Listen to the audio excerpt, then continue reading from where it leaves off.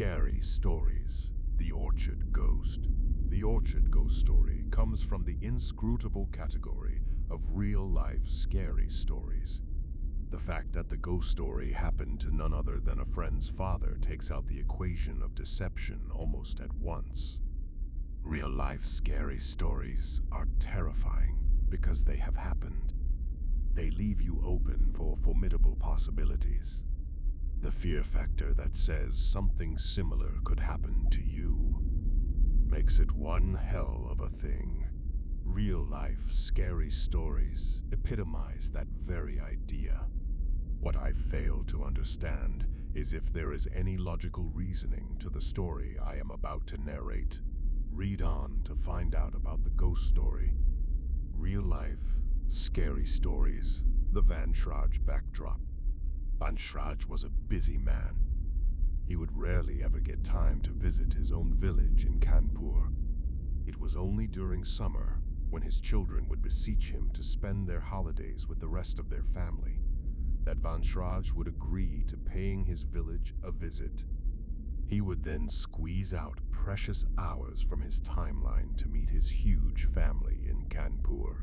Van Schrage loved spending time with his family, but unfortunately, it happened on a yearly basis. On one such fortunate occasions, Van Schrage found himself breathing once again the fresh whiff of the innate. He made a Kanpur trip, along with his wife and children. It was supposed to be another one of their yearly get-togethers, more like a family reunion, meaning a respite from his ceaseless searing work. Children were busy playing with their cousins, and the men were out in the fields. Returning from the field, it was one of those hot, humid days in the middle of an afternoon.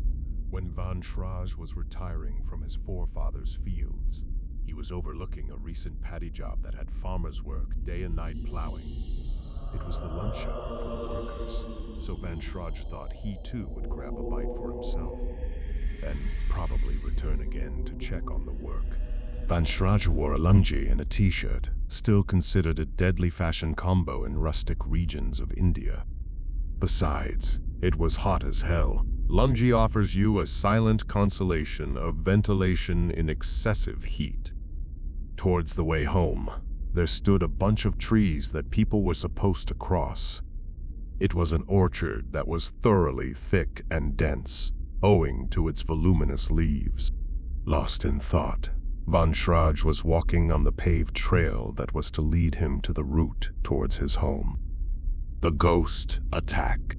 Out of the blue, he felt lifted. He went few feet up above the ground before he could even make sense as to what was happening. When he realized that something was pulling him up inadvertently, he decided to fight back. As a result of that minor scuffle, he fell to the ground, knees first. Grazed a little, he looked around with dilated eyes.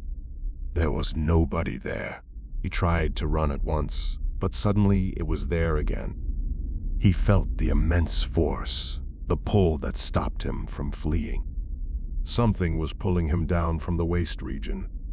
He realized something was tugging at his lungi. But for what? Then it struck him at once. He had rolled up some tobacco in the upper fold of his lungi. With the speed of lightning, his hands moved towards the tobacco in the folds of his cloth. The unseen entity was trying to open the folded drape of his lungi, pulling at it, tugging it with all its might. He could feel that it was right at the spot where he had pocketed his tobacco.